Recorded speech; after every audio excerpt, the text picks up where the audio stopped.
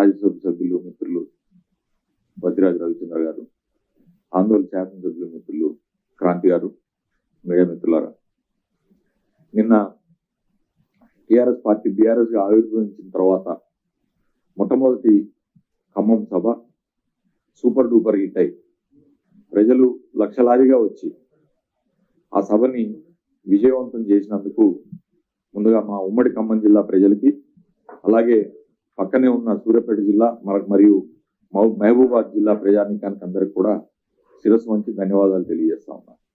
ఈ సభని విజయవంతం చేయడంలో ముందుగా మా అందరికీ టీం లీడర్గా పనిచేసి మమ్మల్ని అందరినీ కార్యోన్ముఖులను చేసి అద్భుతమైన కోఆర్డినేషన్ చేసిన పెద్దలు రాష్ట్ర ఆర్థిక మరియు వైద్య శాఖ మంత్రులు హరీష్ రావు గారికి ప్రత్యేకించి మా అభినందనలు, ధన్యవాదాలు తెలియజేస్తా ఉన్నా. అలాగే మన ఉమ్మడి నల్గొండ జిల్లా నుంచి మంత్రివర్గంలో ప్రాతినిధ్యం వహిస్తున్న జగదీశ్వర్ రెడ్డి గారు, అలాగే ఉమ్మడి వరంగల్ జిల్లా నుంచి మంత్రివర్గంలో ప్రాతినిధ్యం వహిస్తున్న సత్యవతి రాథోడ్ గారు మరియు ఎర్రబెల్లి దయాకర్ గారు, వారికి కూడా నేను శిరస్సు వంచి ధన్యవాదాలు తెలియజేస్తా ఉన్నాను. దాంతోపాటుగా ఈ జిల్లా ఉమ్మడి ఖమ్మం జిల్లాలో మా ఎంపీ గారు నామా నాగేశ్వరరావు గారు, రాజ్యసభ సభ్యులు వద్దిరాజు రవిచంద్ర గారు, పార్థసారథి రెడ్డి గారు, దాంతోపాటుగా శాసనసభ్యులు కందాల ఉపేంద్ర రెడ్డి గారు, లావుడియా రాముల నాయక్ గారు, చంద్ర వెంకట వీరయ్య గారు, మెర్సా నాగేశ్వరరావు గారు, విప్ గారు, రేగా కాంతారావు గారు, వర్మ వెంకటేశ్వరరావు గారు, హరిప్రియ గారు, అలాగే ఎమ్మెల్సీ గారు తాతమ్మద్ గారు, జెడ్పీ చైర్మన్ గారు లింగాల కమల్ రాజు గారు, పాలేరు ఎమ్మెల్యే గారు కందాల ఉపేంద్ర రెడ్డి గారు, దాంతోపాటుగా ఇతర నియోజకవర్గాల బాధ్యులుగా ఇన్ఛార్జి చూసిన బాలసంగ లక్ష్మీనారాయణ గారు, మాజీ శాసన మండలి సభ్యులు, దాంతోపాటుగా ఉమ్మడి జిల్లా నుంచి ప్రతి నియోజకవర్గంలో కూడా జెడ్పీటీసీలు, ఎంపీపీలు, అలాగే మండల పార్టీ అధ్యక్షులు, టౌన్ పార్టీ అధ్యక్షులు, దాంతోపాటుగా ఖమ్మం నియోజకవర్గంలో బాధ్యతలు చూసిన నాయకులు, దాన్ని మమ్మల్ని వెనుక ఉండి అద్భుతంగా మమ్మల్ని కోఆర్డినేట్ చేసిన మన మూడు జిల్లాల నుంచి ప్రాతినిధ్యం వహిస్తున్న మా ఎమ్మెల్సీ గారు పల్ల రాజేశ్వర రెడ్డి గారు, అందరి కోఆర్డినేషన్ తోని బయట జిల్లాల నుంచి ఇన్ఛార్జీలుగా వచ్చిన ఆందోళ్ గారు, అలాగే ఆందోళ్ ఎమ్మెల్యే గారు క్రాంతి గారు, దాంతోపాటుగా పెద్ది సుదర్శన్ రెడ్డి గారు, ఆరూరు రమేష్ గారు, శ్రీధర్ రెడ్డి గారు, అనేక మంది ఇన్ఛార్జీలు, కౌశిక్ రెడ్డి గారు, ఎమ్మెల్సీ గారు అందరూ వచ్చారు. వీరందరూ కూడా అద్భుతంగా పనిచేసి ఈ సభని నభూతోన్న భవిష్యత్తుగా ఖమ్మం చరిత్రలోనే జరగని సభని ఒక విజయవంతం చేశారు. లక్షలాదిగా ప్రజలు ప్రాంగణంలో ఉన్నారు. ఇంకా లక్షలాదిగా ప్రజలు ప్రాంగణానికి చేరుకోలేక బస్సుల్లో ఆన్ ద వే కూడా ట్రాఫిక్ లో చిక్కుకొని బస్సుల్లో నుంచే చూసుకొని బస్సుల్లో నుంచి టీవీలో మన సెల్ ఫోన్ లో వీక్షించి వెళ్ళిపోయిన వాళ్ళు కూడా ఉన్నారు. ఈ సభని జయప్రదం చేయడం కోసం కేసీఆర్ గారు మాకు ఇచ్చిన దిశానిర్దేశం కానీ వారు ఇచ్చిన సూచనలతోని మేము ఈ సభని ఇంత గొప్పగా నిర్వహించి విజయవంతం చేయగలిగాం. దానికి వారు పెద్ద ఎత్తున ఈ సభకి ఒక మంచి అట్రాక్షన్ గా కేసీఆర్ గారు నిలిచారనేది విషయం. దాంతో పాటుగా వచ్చిన మా ఇతర ముఖ్యమంత్రులు, ఢిల్లీ ముఖ్యమంత్రి అరవింద్ కేజ్రీవాల్ గారు, పంజాబ్ ముఖ్యమంత్రి మాన్ గారు, కేరళ ముఖ్యమంత్రి విజయన్ గారు, మాజీ ముఖ్యమంత్రి ఉత్తరప్రదేశ్ అఖిలేష్ యాదవ్ గారు, అలాగే సిపిఐ నాయకులు డి రాజా గారు, సిపిఐ సిపిఎం రాష్ట్ర కార్యదర్శులు పూనంనేని గారు, తమ్మినేని గారు, అలాగే మా జిల్లా మొత్తం యావత్ అక్కడ ఉంది. అలాగే మంత్రిమండలి సభ్యులందరూ కూడా మా తెలంగాణ రాష్ట్రం నుంచి ప్రాతినిధ్యం వస్తున్న మంత్రిమండలి సభ్యులందరికీ ప్రత్యేకించి ధన్యవాదాలు. ప్రతి నియోజకవర్గం నుంచి కూడా మంత్రులు కానీ, ఎమ్మెల్యేలు కానీ వాళ్ళ క్యాడర్తోని పెద్ద ఎత్తున కలిసి వచ్చారు. ఒక ఉత్సాహభరితమైన వాతావరణంలో, పండుగ వాతావరణంలో మా ఖమ్మానికి అయితే సంక్రాంతి 14, 15, 16 తారీఖులో జరగలేదు. మాకు సంక్రాంతి 18వ తారీఖు జరిగిందని చెప్పి ప్రజలందరూ కూడా అనుకుంటా ఉన్నారు. ఈ సభని విజయవంతం చేసి ఈ సభ ఆద్యంతం దానికి ముందుగా జరిపిన ప్రిపరేషన్స్ విషయంలో కానీ, లేకపోతే దాన్ని కవరేజ్ చేసిన మీడియా మిత్రులందరికీ కూడా ప్రత్యేకించి శిరస్సు నుంచి ధన్యవాదాలు తెలియజేస్తా ఉన్నా. నిన్న స్టేట్ మీడియా కానీ, నేషనల్ మీడియా కానీ సభ జరగడానికి ముందు ఉన్న ఏర్పాట్లన్నీ, లేదా సభ జరిగిన తర్వాత సభ జరిగే సమయంలో కానీ దానికి ఇచ్చిన కవరేజ్, మీరు అందరూ వచ్చి ఖమ్మం వచ్చి దాన్ని మీరు కవరేజ్ ఇచ్చినందుకు ప్రత్యేకించి మీడియా మిత్రులందరికీ ధన్యవాదాలు. ఖమ్మం వచ్చిన మీడియా మిత్రులందరికీ బహుశా నేను అనుకుంటున్న ఏర్పాట్లు బాగా జరిగినాయి అని భావిస్తా ఉన్నా. ఎక్కడైనా ఏమన్నా లోటుపాట్లున్నా మనస్ఫూర్తిగా క్షమించమని కూడా కోరుతా ఉన్నా.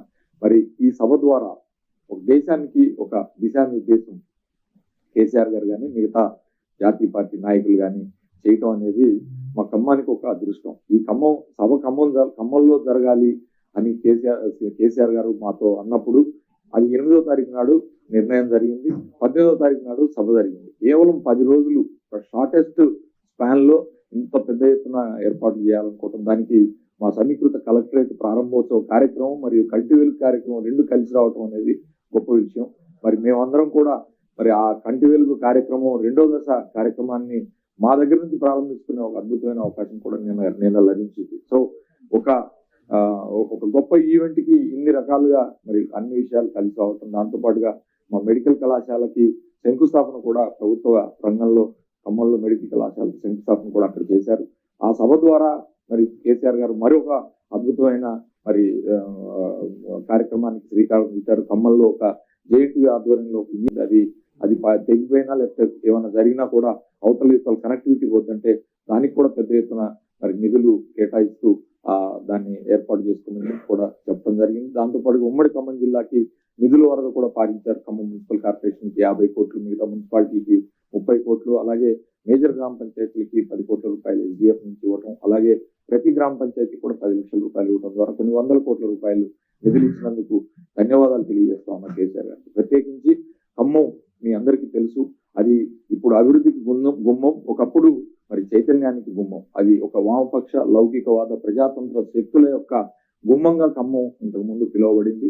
ఇప్పుడు ఆ గుమ్మం ద్వారా ఇంతమంది లౌకిక ప్రజాతంత్ర మరి శక్తులన్నీ కూడా ఒక వేదిక మీదకి రావటం ముదావంగా భావిస్తా ఉన్నా.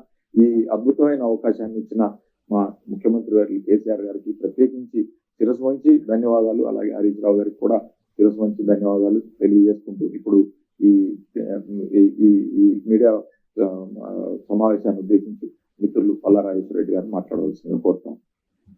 అందరికీ నమస్కారం.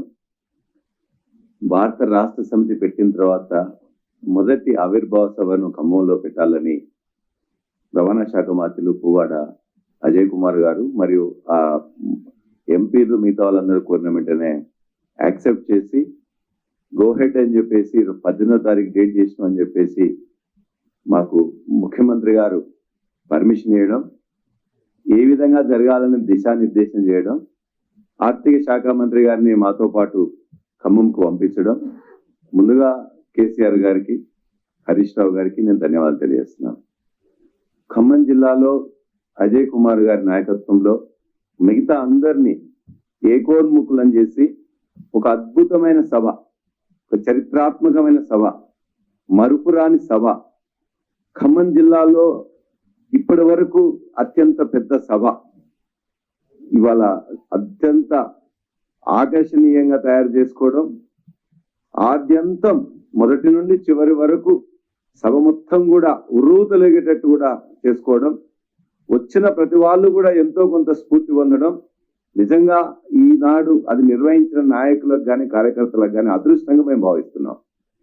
కాబట్టి అక్కడ ఉన్న ముందుగా వారు చెప్పారు, అందరికీ ఇందులో పాత్రదారులు, సూత్రధారులు, శ్రమ చేసిన వాళ్ళు, పార్టీ నాయకుల నుండి కార్యకర్తల వారికి వారందరికీ కూడా శిరస్సు వంచి భారత రాష్ట్ర సమితి తరఫున మేము ధన్యవాదాలు తెలియజేస్తున్నాం.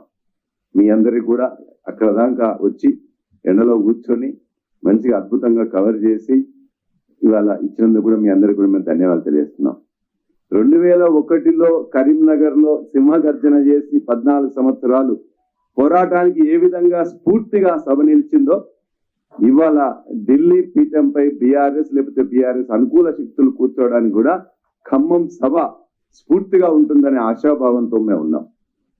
మేము ఇక్కడ చాలా మంది చాలాగా ఏదైనా మాట్లాడొచ్చు, అందరూ ఒకటే మాట, అద్భుతమైన సభ, చాలా చక్కగా క్రమశిక్షణయుతంగా కూర్చున్నారు.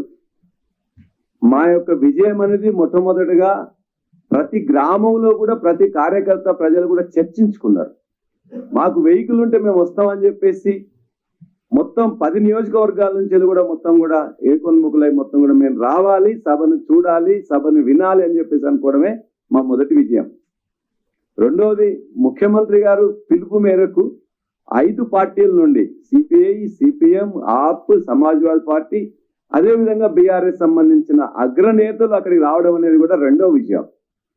మూడవది, విన్న వాళ్ళందరూ కూడా ఇవాళ అద్భుతంగా జరిగింది, ఇవాళ కాంగ్రెసేతర బీజేపీయేతర ఒక శక్తుల కలయికకు పునాది ఇక్కడ పడ్డదని చెప్పేసి అనుకోవడం కూడా మా మూడో విజయం. విజయాల పరంపర కొనసాగుతుంది. ఈ విజయాలు ఢిల్లీ తీరాలకు ఖచ్చితంగా చేరుతాయి అని చెప్పేసి విశ్వాసంతో మేము ఉన్నాం. ఇవాళ ఎవరు వక్రీకంగా ఏది మాట్లాడినా ప్రజల అనుభవంలో ఉన్నది, ప్రజలు స్ఫూర్తి పొందారు, ప్రజలు పాల్గొన్నారు. అది చాలు మాకు. ఎవరేది ఆనాడు తెలంగాణ రాష్ట్ర సమితి పెట్టిన నాడు కూడా వక్ర భాషలు పలికిన వాళ్ళు ఆ తర్వాత తెలంగాణ ఇవాళ తీరాలకు చేరినప్పుడు కూడా ఇప్పటికీ ఇంకా వక్ర భాషలు చేస్తున్నారు. మేము ఒకటే మాట చెప్పదలుచుకున్నాం. ఖచ్చితంగా వచ్చిన నాయకులందరూ కూడా మేము ధన్యవాదాలు తెలియజేస్తున్నాం. ఇతర పార్టీల నాయకులు వాళ్ళందరూ కూడా స్వచ్ఛందంగా మేము కూడా వచ్చి కూర్చుంటామని మా వెహికల్స్ నుండి ఎక్కి రావడం జరిగింది. అక్కడికి వచ్చి ఎండలో ఒక్కోరు 4 నుండి 5 గంటలు కూర్చోవడం జరిగింది. మీరు కూడా కూర్చున్నారు 5 గంటలు. మీరు అందరూ కూడా చూస్తారు వెనక ఎక్కడో ఒక్కొక్కరు ఎట్లా ఉన్నారనేది. మంత్రి గారు చెప్పినట్టు ఇక్కడ జాగా లేకుంటే బస్సులలోనే కూర్చొని మీరు బస్సులు దిగితే ప్లేస్ లేదని చెప్పి పోలీసులు చెప్తే అట్లనే కూర్చోవాల్సిన సందర్భం కూడా ఏర్పడ్డది. ఇంతవరకు ఎప్పుడు కూడా ఖమ్మంలో కానీ ఇతర కానీ అట్లా జరగలే. అద్భుతంగా మరొక్కసారి అక్కడ ఖమ్మం జిల్లా ప్రజలకు, సూర్యాపేట జిల్లా ప్రజలకు, మహబూబాద్ జిల్లా ప్రజలందరూ కూడా శిరస్సు వంచి మేము ధన్యవాదాలు తెలియజేస్తున్నాం. చివరిగా ఇవాళ భారతదేశాన్ని గత 8.5 సంవత్సరాలుగా 2 గుజరాతీలు మరొక గుజరాతీలకు అమ్ముతున్నారు, దోచి పెడుతున్నారు. మేము ఒకటే ఛాలెంజ్ చేస్తున్నాం. 3 రంగాల్లో, వ్యవసాయ రంగంలో వాళ్ళు మొత్తం కూడా భూమిని గుంజుకొని వాళ్ళందరికీ ఇవ్వాలని ప్రయత్నం చేసిండ్రు, నల్ల చట్టాలు తెచ్చిండ్రు, కార్పొరేటీకరణ చేయాలనుకున్నారు. కానీ రైతాంగం మొత్తం కూడా వ్యతిరేకించిండ్రు. నల్ల చట్టాలను వెనక్కి తీసుకొని మొట్టమొదటిసారిగా ప్రధానమంత్రి క్షమాపణ చెప్పించింది ఈ భారతదేశ రైతాంగం. ఆ రైతాంగం యొక్క స్ఫూర్తి కొనసాగుతుంది, వారి పోరాటం కొనసాగుతుంది. ఇవాళ మరలా అదానీలకు అప్పచెప్పాలనుకున్న భూములన్నీ మేము అప్పచెప్పమని చెప్పి కూడా ప్రజలందరూ కూడా మరలా నినదిస్తారు, సాధిస్తారు. చట్టాలను వెనక్కి తీసుకున్నట్టే ఈ అదానికి మా యొక్క భూములను అప్పచెప్పే కార్యక్రమాన్ని కూడా వెనక్కి తీసుకోవాల్సిన పరిస్థితే వస్తుంది. నల్ల చట్టాలను వెనక్కి తీసుకున్నా ఇంకా మరో రూపంలో వద్దాం అనుకున్నాను. చెల్లవి కాక చెల్లదని చెప్తున్నాం, వార్నింగ్ ఇస్తున్నాం. అదేవిధంగా కరెంటు 4 లక్షల మెగావాట్ల కరెంటు ఉంటే దాన్ని ఉపయోగించకుండా, అసలు రైతాంగాన్ని యొక్క వెన్నెముకకు ఇవాళ కరెంటు అనేది ముఖ్యం అనుకున్నప్పుడు దాన్ని ఇవ్వకుండా ఇక్కడ కూడా మొత్తం డిస్కంలను, జనరేటింగ్ స్టేషన్లను అమ్మే పేరు మీద, నష్టాల్లో ఉన్నాయనే పేరు మీద మరలా అదానికి అప్పచెప్పే ప్రయత్నం చేస్తున్నారు. దాని మీద కూడా ఆ యొక్క నాయకులు, వాళ్ళ యొక్క ఎంప్లాయీస్ తో కూడా ఖచ్చితంగా పోరాటం చేస్తాం. అది ప్రజల సంపద, జాతి సంపద, అది ఉండేటట్టు కూడా చేస్తాం. 24 గంటలు మేము ఎట్లయితే ఇస్తున్నామో భారతదేశం కూడా ఇచ్చే విధంగానే ఖచ్చితంగా చేస్తాం. మూడోది, అనేక LIC లాంటి సంస్థలు మూసేస్తా ఉన్నారు. మేము ఇక్కడ ఒక్కటి కూడా ముయ్యలే. BHELని బతికించినాం, RTCని బతికించినాం, మిగతా సంస్థలను బతికిస్తున్నాం. ప్రభుత్వ ఉద్యోగాల్లో దేశంలో అత్యంత ఎక్కువగా ఇక్కడనే ఫిలప్ చేసినాం, ఇంకా చేస్తున్నాం. ఉద్యోగం క్రియేట్ చేయడంలో, ఉపాధి క్రియేట్ చేయడంలో దేశానికి మార్గదర్శిగా ఉన్నది. ఇది కూడా సాగనివ్వం. ఇదే విషయాన్ని 4 ముఖ్యమంత్రులు కూడా చెప్పారు.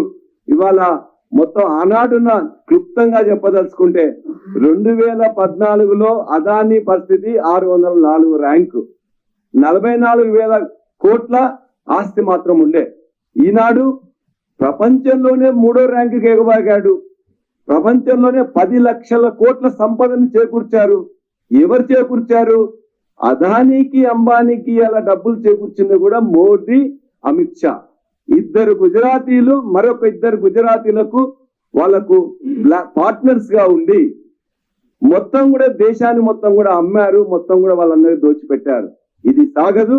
దానికి వ్యతిరేకంగా కాంగ్రెసేతర, బీజేపీయేతర పోరాటం కొనసాగుతుంది. వారి యొక్క కలయిక కోసం, మైత్రి కోసం పడ్డ పునాది ఈ సభ. కాబట్టి ఈ సభ అనేది మొదటి అంకం మాత్రమే, మొదటి మెట్టు మాత్రమే. ఇప్పటి నుండి మా ప్రయాణం మొదలైంది. ఢిల్లీకి చేరే వరకు కూడా ఈ ప్రయాణం కొనసాగుతుంది. ఈ విజయాల పరంపర కూడా కొనసాగుతుందని మీ ద్వారా మరొకసారి ఇతర ప్రజలందరూ కూడా నిన్ననే వీక్షించారు, చూశారు. మరొక్కసారి వారందరికీ కూడా ధన్యవాదాలు తెలియజేస్తూ సెలవు. జై తెలంగాణ.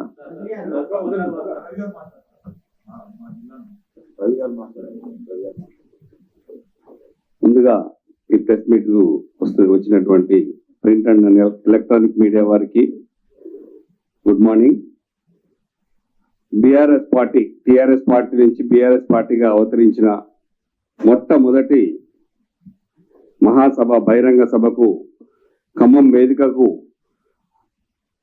మంత్రివారి అజయ్ కుమార్ గారు, మేమందరం కూడా పార్థసారథి రెడ్డి గారు, నామా నాగేశ్వరరావు గారు ఎంపీలో మేమందరం నాయకులు అడగగానే కరీంనగర్కో మెదక్కో పోవాల్సినటువంటి సభ మొట్టమొదటిసారిగా మా ఖమ్మంకి ఇవ్వండి, మేము ఖచ్చితంగా చేసి కష్టపడి సక్సెస్ చేసి నిరూపించుకుంటామని అనగానే గౌరవనీయులు సీఎం గారు కేసీఆర్ గారు, భారత రాష్ట్రీయ సమితి అధ్యక్షులు గారికి కూడా మాకు ఈ అవకాశం ఇచ్చినందుకు ముందుగా హృదయపూర్వక ధన్యవాదాలు తెలుపుకుంటున్నాం.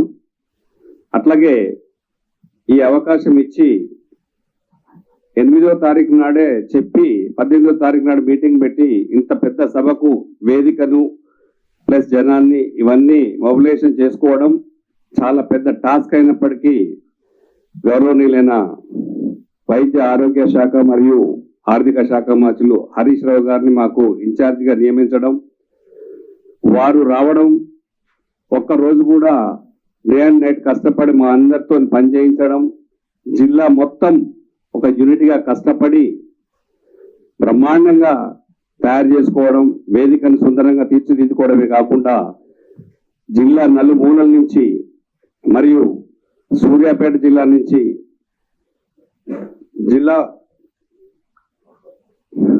జిల్లా నలుమూలల నుంచి తీసుకొచ్చి సూర్యాపేట జిల్లా నుంచి జగదీష్ రెడ్డి అన్న ఆధ్వర్యంలో, మౌపాద్ నుంచి ఎర్రబెల్లి దయాకర్ రావు మరియు సత్యవతి రాథోడ్ గారి ఆధ్వర్యంలో ఖమ్మంకు సరైన టైంకు తీసుకొచ్చి జనాన్ని ఎంత ప్రయత్నం చేసినప్పటికీ కూడా 4-5 లక్షల మంది మేము వేదిక నింపి ఇంకా 2-3 లక్షల మంది బయట గ్రౌండ్ టైట్ అయిపోయింది, రోడ్లు కూడా జామ్ అయిపోయినాయి.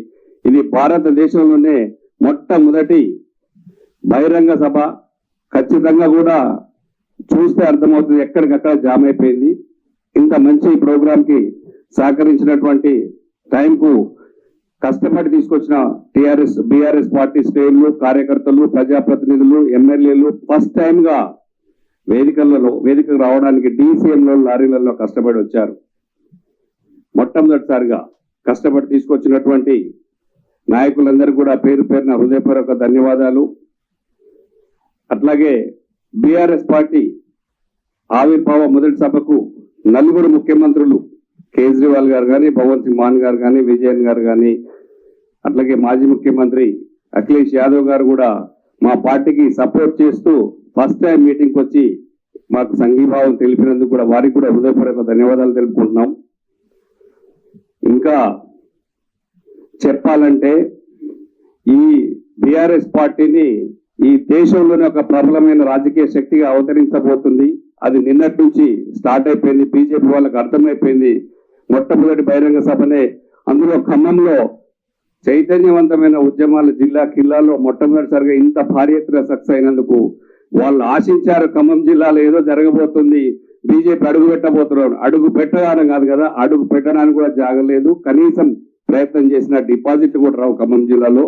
మా జిల్లా నాయకత్వం అంతా కూడా గౌరవనీయులు మంత్రి గారి ఆధ్వర్యంలో, అజయ్ కుమార్ గారి ఆధ్వర్యంలో ఇట్లాగే ఎలక్షన్ దాకా కూడా కష్టపడి 10కి 10 ఉమ్మడి జిల్లా మొత్తం సీట్లు సాధిస్తాం ఖచ్చితంగా కూడా. ఇంతకంటే తెలంగాణ రాష్ట్రంలో 70 ఏళ్ల నుంచి కాని పనులు 8 ఏళ్లలో అయిపోయినాయి. నెక్స్ట్ సీతారామ ప్రాజెక్ట్ నుంచి నీళ్లు కూడా రాబోతున్నాయి. ఇంతకంటే ఇంకా ఏ గొప్ప సీఎం అతి చిన్న వయసు అయినటువంటి తెలంగాణ రాష్ట్రాన్ని 8 ఏళ్లలోనే నెంబర్ 1 పొజిషన్ తీసుకొచ్చినటువంటి గౌరవనీయులు కేసీఆర్ గారు, వారి ముందు చూపుకు నిదర్శనమే ఈ బీఆర్ఎస్ పార్టీ. దేశంలో ఖచ్చితంగా పెను మార్పు బీఆర్ఎస్ పార్టీ ద్వారానే సాధ్యం. నిన్న 4 జాతీయ పార్టీల కలయిక, 5 పార్టీలు సమాజ్వాదీ పార్టీతో సహా 5 జాతీయ పార్టీల కలయిక మొట్టమొదటిసారి చూశారు. కర్ణాటకలో చూస్తున్నారు, దేవగౌడ అనుకుంటున్నారు. ఇంకా ఇట్లాగే ముందు చాలా స్పీడ్ గా మా ప్రయాణం సాగుతుంది. మేము ఖచ్చితంగా కూడా దేశంలో పెను మార్పు తీసుకొస్తాం. కష్టపడి ఇంత బ్రహ్మాండంగా ప్రోగ్రామ్ సక్సెస్ చేసినందుకు మా అందరికి కూడా వెన్నంటి మమ్మల్ని అందరినీ గౌరవనీయులు సీఎం గారు రాత్రి పేరున అజయ్ కుమార్ గారికి, రాజేశ్వర రెడ్డి అన్నకి, నాకు, నామా నాగేశ్వరరావు గారికి, పార్థసారథి రెడ్డి గారికి, వెంకటవీరయ్య గారికి, మధు గారికి, జిల్లాలో కష్టపడి పనిచేసిన నాయకులందరికీ కూడా గౌరవనీయులు సీఎం గారు ఫోన్ చేసి ప్రోత్సహించారు. ఇది ఖచ్చితంగా కూడా ఇట్లాగే మేము ముందుకెళ్తాం. బీఆర్ఎస్ పార్టీని దేశంలోనే ఒక ప్రబలమైన శక్తిగా తయారు చేసుకొని ఖచ్చితంగా బీజేపీ పార్టీకి గట్టి పోటీ ఇచ్చి నెక్స్ట్ ప్రభుత్వం 2024లో ఢిల్లీలో మా ప్రభుత్వం మేము సపోర్ట్ చేస్తున్నటువంటి ప్రభుత్వాలు మేము కూడా దాంట్లో ఉంటామని చెప్పేసి ఖచ్చితంగా గట్టిగా నమ్మకంతో చెప్తున్నాం. Thank you.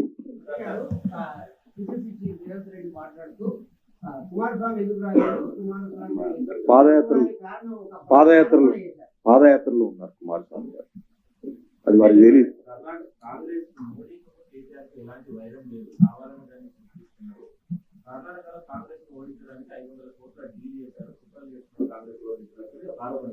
కాంగ్రెస్ ని ఎవరు ఓడించాల్సిన అవసరం, కాంగ్రెస్ ఓడించుకుంటారు. ఇక్కడ చూస్తూనే ఉన్నాం కదా, అది ఇక్కడైనా అట్లే ఉంటది, కర్ణాటక అయినా అంతే ఉంటది, ఢిల్లీ అయినా అంతే ఉంటది. ఇక్కడ మనం కొత్తగా తెలుసుకోవాల్సిన పని లేదు.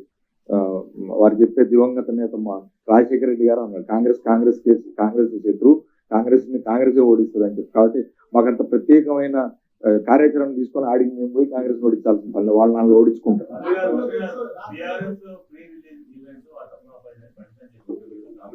కంటి వెలుగు కార్యక్రమం మొదలైంది. వస్తే ఒకవేళ అద్దాలు ఏమైనా కళ్ళు కనపడకపోతే అద్దాలు రెడీగా ఉన్నాయి, అద్దాలు పెట్టిస్తాం. లేదు రాలేని పక్షులు బిజీగా ఉంటే ఒక టీం పంపమంటే పంపిస్తాం. నిన్న ఒక్క నిమిషం, నిన్న మంత్రి గారు చెప్పినట్టే మాన్ గారు కూడా అన్నారు, ఇంత పెద్ద సభ వీటన్నిటిని కూడా చూడటానికి కొద్దిగా వేరే అద్దాలు చేపించాలని చెప్పేసి మా వైద్య ఆరోగ్య శాఖ మంత్రి గారిని కూడా రిక్వెస్ట్ చేస్తాం. వాళ్ళందరూ కూడా మంచి అద్దాలు తెప్పించాలని.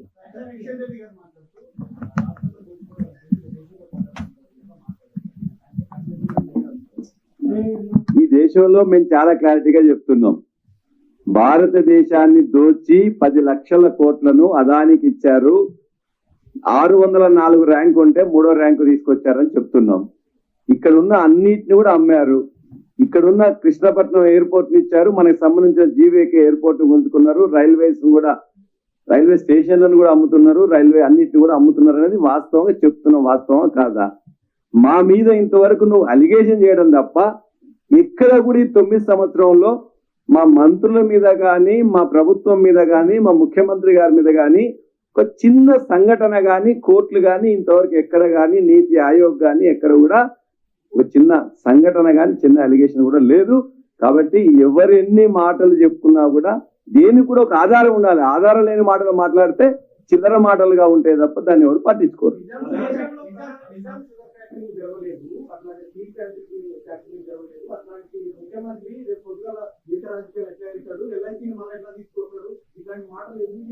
స్టీల్ ఫ్యాక్టరీని ఎవరు తెరవాలి? స్టీల్ ఫ్యాక్టరీ ఎక్కడున్నది? బయారం స్టీల్ ఫ్యాక్టరీ ఎవరు ఇవ్వాలి? మేము కేంద్రం చెప్తున్నాం కదా, వాళ్ళకి దీని మీద అవగాహన కూడా లేదు. కేంద్రం యొక్క పరిధి ఏమిటి, రాష్ట్రం యొక్క పరిధి ఏంటిది, ఎవరు పర్మిషన్లు ఇవ్వాలి, ఎవరు నిధులు ఇవ్వాలనే అల్ప సంతోషులు, జ్ఞానం లేని వాళ్ళు మాట్లాడిన వాటికి సమాధానం చెప్తే మేము కూడా అజ్ఞానులు అవుతాం. బయారం స్టీల్ ప్లాంట్ చట్టం చేసింది ఎవరండి? రీఆర్గనైజేషన్ బిల్లు పెట్టింది రాష్ట్రమా, కేంద్రమా? తప్పించుకుని పోయింది ఎవరు? బయారం స్టీల్ ప్లాంట్ ఖమ్మం జిల్లాలో రావాల్సిన స్టీల్ ప్లాంట్, మా గిరిజన యువతలకి ఉద్యోగాలు రావాల్సింది, అది మూసుకున్నారు కదా. మరి అట్లా మరి చట్టం చేయని, లేకపోతే సభల్లో మాట్లాడిన వాటిని గుజరాత్కి ఎన్ని తీసుకుపోయారు? గుజరాత్కి 8,000 కోట్లు తీసుకుపోయారు. మన తెలంగాణకి ఇచ్చింది ఏంటి? ఒకసారి మా మీడియా మిత్రులు మీరు కూడా ఆలోచన చేయాలా. మేమా మూత పెట్టింది, వీరా మూత పెడుతుంది ప్రభుత్వ రంగ సంస్థల్ని. నవరత్నాల లాంటి సంస్థలు ఏవైతే ప్రాఫిట్ ఉన్న సంస్థలను కూడా మీరు మూస్తా ఉన్నారు. ఎల్ఐసి ఏంటండి? ఎన్ని లక్షల కోట్ల ఆస్తులు ఉన్నాయి ఎల్ఐసికి? 40 లక్షల 50 లక్షల కోట్ల ఆస్తులు ఉన్న ఎల్ఐసిని మీరు ప్రైవేట్ పరం చేయట్లే. ఎల్ఐసి డబ్బులు ఇవాళ అదానీ కంపెనీల్లో, అంబానీ కంపెనీల్లో ఎంత ఇన్వెస్ట్మెంట్లు ఉన్నాయి? మీరు రేపు ఎట్లా పెడతారు? మీరు దాన్ని ప్రైవేటైజ్ చేసి ప్రజల సొమ్మును తీసుకుపోయి ప్రైవేట్ సంస్థలకు దారాదత్తం చేస్తుంది మీరా, మేమా? అర్థం చేసుకోవాలా. తెలంగాణని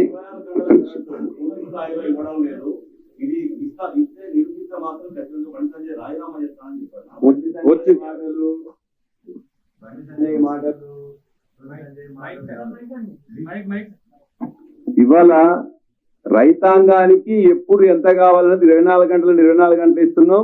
ఏ టైంలో ఎక్కడన్నా కూడా బాగా లోడ్ ఎక్కువైన దగ్గర ట్రాన్స్ఫార్మర్లు పెట్టి ఇవాళ చేస్తుంది, అడిషనల్ ట్రాన్స్ఫార్మర్స్ పెట్టి చేస్తుంది. మేము 19 లక్షల కనెక్షన్లు ఉంటే 27 లక్షల కనెక్షన్లు ఇచ్చినాం. 3 లక్షల కనెక్షన్లు అదనంగా మొత్తం కూడా అన్అఫీషియల్ నడుస్తుంటే కూడా వాటిని కూడా ఒప్పుకున్నాం. బావుల మీద బోర్ల మీదనే కాదు, కెనాల్స్ మీద కూడా ఉంటే వాటన్నిటి కూడా ఇవాళ ఇబ్బంది లేకుండా చేస్తున్నాం. ఈయనకు ఎక్కడ గురించి ఆయన వ్యవసాయం గురించి తెలీదు, కరెంటు గురించి తెలీదు. ఆయన గురించి ఆయన మాట్లాడితే ఎట్లా? కాబట్టి మా దగ్గర ప్రజలు ఎవరన్నా మాకు కరెంటు రావట్లేదని ఒక్క మనిషి చెప్పిందా? 4 కోట్ల ప్రజానీకంలో ఎవరన్నా మాకు కరెంటు రావట్లేదని చెప్పిన వాళ్ళు ఉంటే చెప్పండి. పంటలు విపరీతంగా పండుతున్నాయి. పంటలు ఎక్కడ కరెంటు కొరత ఉంది, నీళ్ల కొరత ఎక్కడ ఉంది, విపరీతమైన పంటలు పండుతున్నాయి. అన్ని కొంటూనే ఉన్నాం. కరెంటు గురించి చెప్పాలంటే ఒక మాట కరెంట్ చందు గారు, కరెంటు గురించి చెప్పాలంటే బాయికాడ మోటార్లకు మీటర్లు, కరెంట్ రాకపోతే మోటార్లకు మీటర్లు పెట్టుకొని పైసలు ఎందుకు అనుకుందాం అనుకుంటారు బీజేపీ వాళ్ళు. మీకు ఒకవేళ డౌట్ ఉంటే 24 గంటల్లో ఏ గంట అయినా సరే నీదే చాయిస్, పోయి ఏళ్ళు పెట్టి ఎక్కడైనా సరే, ఏ మోటార్ దగ్గర అయినా సరే కరెంట్ ఉందో లేదో తెలుస్తుంది. నేను సీరియస్ చెప్తున్నా. ఒకప్పుడు దండాల మీద బట్టలు ఆరేసుకోవాలన్న వాళ్ళు ఇవాళ నువ్వు పోయి ఏళ్ళు పెట్టు, 24 గంటల్లో నీ చాయిస్, ఎక్కడైనా ఏ ఊర్లో అయితే ఏళ్ళు పెట్టు, నీ కరెంట్ షాక్ కొట్టకపోతే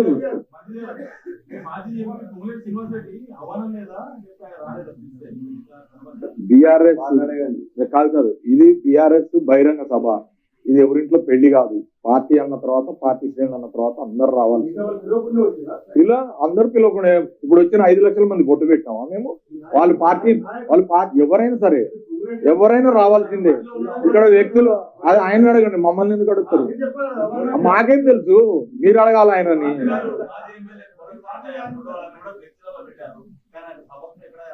అది మా సంస్కారం. ఆయన అడిగిపోయాను మీరు పెట్టాంగా.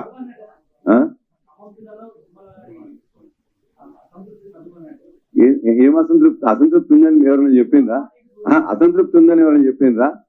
ఒక్క మాట మిత్రులారా, ఇంత పెద్ద బహిరంగ సభ, అసలు దీన్ని దేశ రాజకీయాలని, చరిత్రని మార్చే బహిరంగ సభ, బీఆర్ఎస్ ప్రస్థానం. దాంట్లో వ్యక్తులది ఏముంటుంది ప్రమేయం? అజయ్ కుమార్ ప్రమేయం ఉంటుందా? కేసీఆర్ లేకుండా ఉంటుందా ఏదన్నా? KCR is the what you call nucleus and is the centre of attraction. Charisma ఉన్న నాయకుడు ఆయననే. వారిని బట్టి మేము ఉంటాం తప్పితే మమ్మల్ని బట్టి పార్టీ ఉండదు. వ్యక్తులు అప్రస్తుతం. డెఫినెట్గా 100% ఇవాళ కనపడలేదా? అందుకని ఒక మాట చెప్తాను, ఇవాళ మేము టీం ఎఫర్ట్ తో చూపించింది ఇంకా మీకు సంతృప్తి కలగకపోతే మీరు మళ్ళీ ఒక రిక్వెస్ట్ చేయండి, ఇంకో సభ కూడా పెట్టి చూపిస్తారు.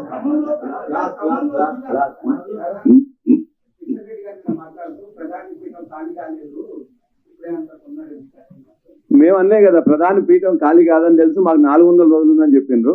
నిన్న వారు చెప్పిన 399 రోజులు ఉందని చెప్పేసి అఖిలేష్ యాదవ్ గారు చెప్పింది. ఇలా 398 రోజులైంది. ఖాళీగా ఉన్నప్పుడే అవుతుంది. ఖాళీగా కాకున్నా కూడా ఇతర రాష్ట్రాల్లో ఇతర ప్రజలందరూ కూడా ఇతర పార్టీలు ఎన్నుకుంటే వాళ్ళని కుట్రల ద్వారా, కుతంత్రాల ద్వారా, కొనడం ద్వారా, బ్లాక్మెయిల్ చేయడం ద్వారా చేయాలని చెప్పేసి అనుకుంటున్నారు. మేము అట్లా కాదు. ప్రజల ముందుకెళ్ళి నువ్వు చేయలేని వాటిని మేము చేస్తాం, చేసి చూపించడం అని చెప్పి చేస్తాం. మాకు ఆ సోయినది. ఎన్నికల్లో స్పష్టంగా ప్రజల ముందు ఎజెండా పెట్టి ఆ ఎజెండాకు గెలిచిన తర్వాతనే, ఆ ప్రధానమంత్రి కుర్చీ ఖాళీ అయిన తర్వాతనే మేము దాన్ని ఎక్కుతాం.